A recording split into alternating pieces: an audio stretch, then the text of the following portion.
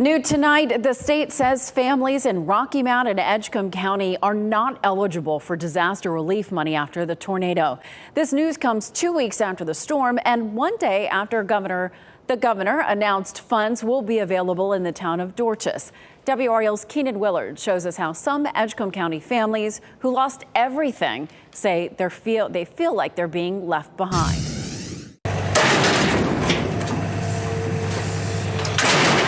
They were hit by the same storm, but between Nash and Edgecombe counties, two different stories of recovery. Officials say an EF3 tornado damaged more than 100 homes in the area 2 weeks ago. This week, the governor announced a disaster declaration for the Nash town of Dorchester, where multiple homes were leveled by the storm. It's heartbreaking, you know.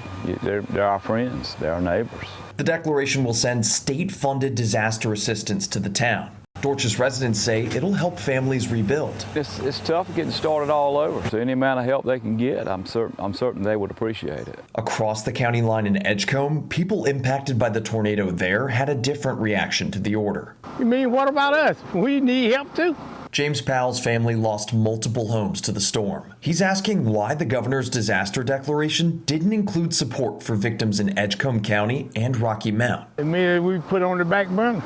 we don't know where to start at. We've been asking for answers, going this place, trying to find sources for help. WRAL took that question to the governor's office today. In response, the state's Division of Emergency Management told WRAL Rocky Mount and Edgecombe County do not meet the disaster declaration threshold to send support to homeowners or renters. The state says communities must have at least 25 homes with significant uninsured losses to qualify for disaster funding. The state says they're still evaluating damage in Nash, Edgecombe, and Rocky Mount to see if homes and businesses qualify for other state or federal help. Tornado victims outside the disaster area say until then, they're left to rebuild on their own. Got to start somewhere, and we can't do it. So we need help doing that. Keenan Willard, WRAL News.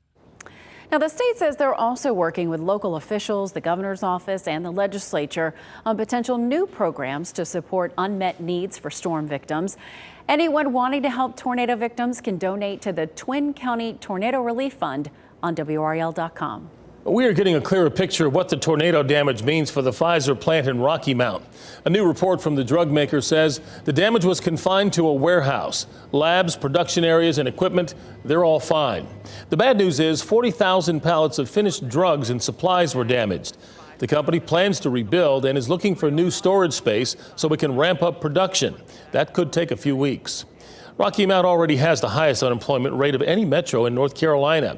New numbers out today show Rocky Mount's unemployment rate is 5.2%. Among counties, Edgecombe County has the second highest unemployment rate in this state at 6.1%. Nash County is 4.7%. Now, remember, these are numbers for June before the tornado hit.